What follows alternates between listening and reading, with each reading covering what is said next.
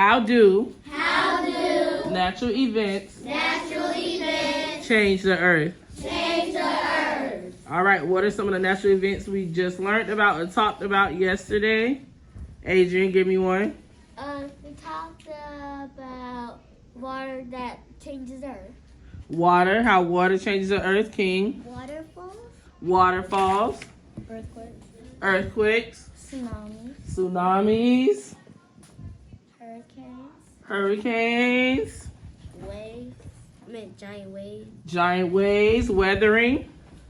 Floods. Floods. Taryn. Mudslides. Mudslides.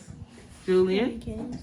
Huh? Hurricanes. Hurricanes. Good job. The strongest earthquakes can move large areas of land. Some of these the strong earthquakes can move land deep underwater.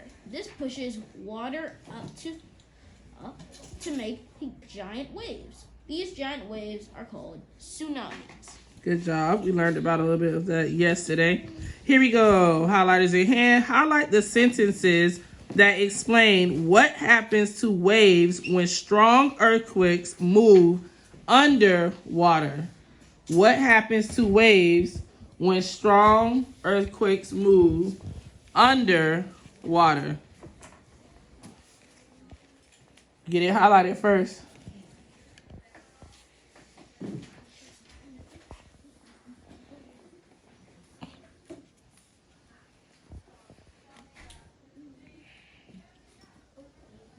Try to answer it. All right. What happens to waves when strong earthquakes move underwater? This pushes the water up to make giant waves. These giant waves are called tsunamis. Good job. Very good job. You should have that highlighted. I walked around. Most of you guys did. This pushes water up to make giant waves. These giant waves are called what, class? Say it one more time. Tsunamis. Good job. All right. Question. Yes. Okay, so if the water level is high, would that cause for bigger tsunamis, or just the same size? The water was that. Tsunamis are going to vary in height based on how far back that water is pulled and then released, coming back to Earth's back to the coastline. But it doesn't really matter because tsunamis can go about I'm pretty sure they can go about 250 miles per hour, which is... Yes, it's very damaging, okay? All right. Good morning, class. Good morning, Miss Moore. All right, here we go. Repeat after me. I can compare and contrast text. One more time. I can compare and contrast text.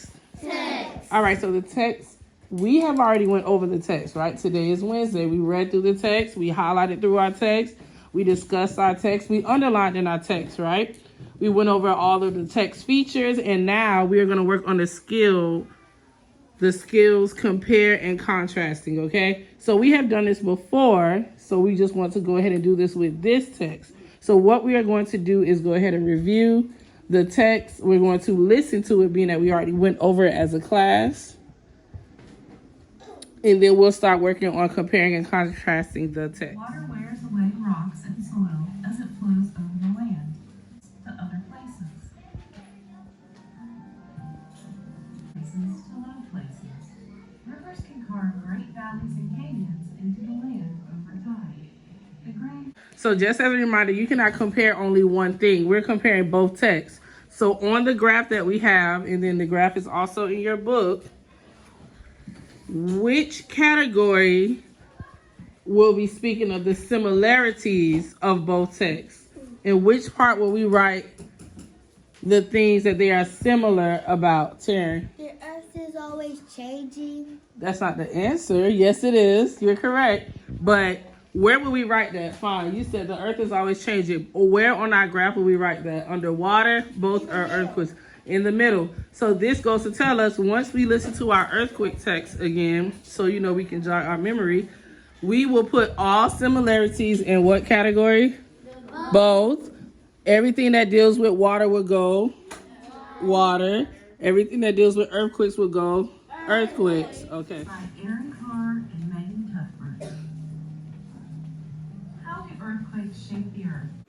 All right, so now it's time to start to compare and contrast our text. I can compare and contrast text. All right, so the text we read about was how water changes the shape of the earth and how earthquakes can change the shape of the earth. All right, Taryn, we're going to start with you. How do both of these texts compare to each other? How are they alike? The earth is always changing.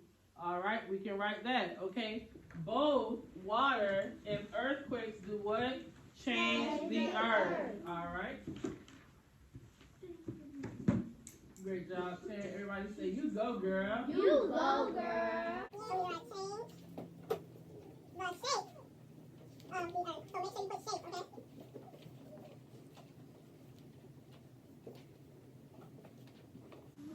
How does water shape the earth?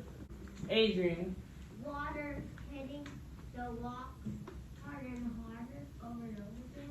All right, so water waves that we heard about hitting the rocks can eventually over time break down the rocks, okay? Or even rain can break down the rocks. So what do we call that from science? Correlated science we're reading, what do we call that? Starts with a W? Weathering. Good job. But what does earthquakes do to the earth? What does earthquakes do to the earth? Break apart solid. All right, here we go. So earthquakes break apart the what? Land, okay?